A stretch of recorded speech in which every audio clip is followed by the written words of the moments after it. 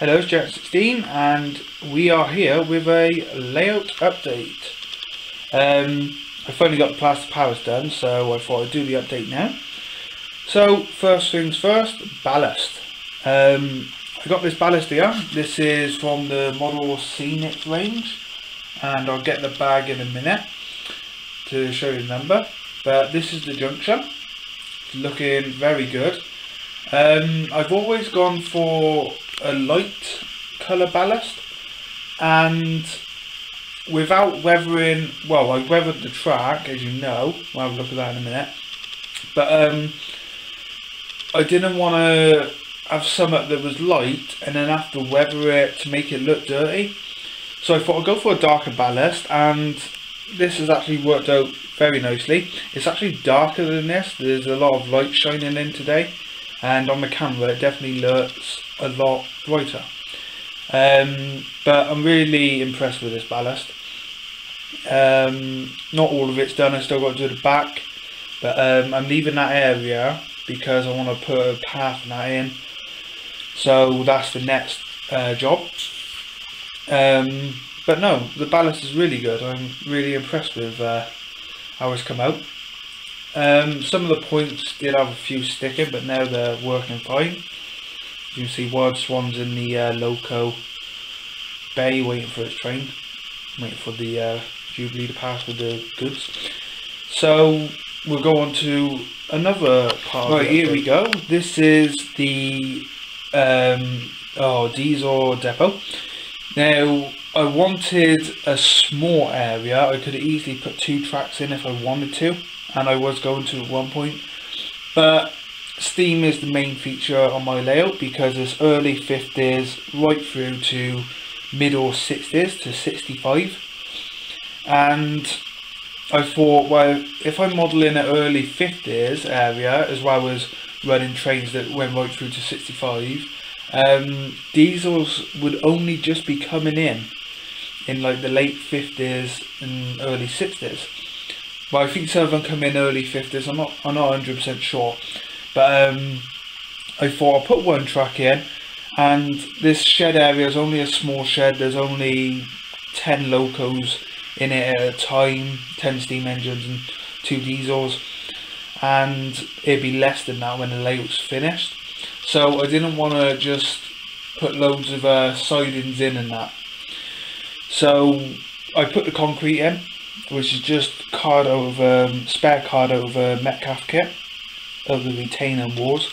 I just cut it to size. If I just move the 23 back, goes as far as here. I've still got to do the bit here, but I got to cut it to fit it in.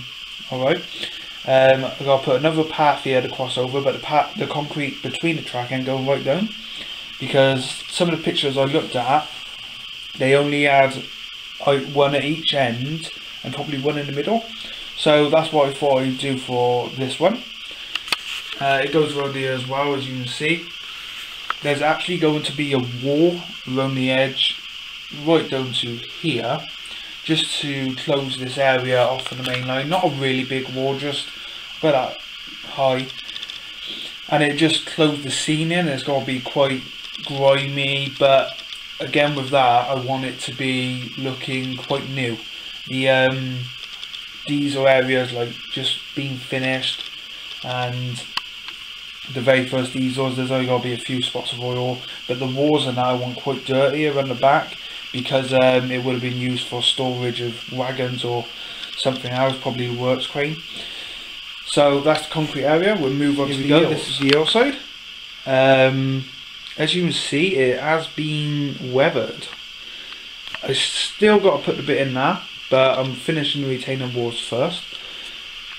I use brown spray paint just to put a colour. I usually paint it, which a lot of people do, but to save time, I didn't have any brown paint around. I thought, well, I may as well just spray it, and that's what I've done. And it's come out really nicely. I kind of ran out over here, so I got to get another, but I got to spray this here as well, and the eel in front of me here, which we'll look at in a minute.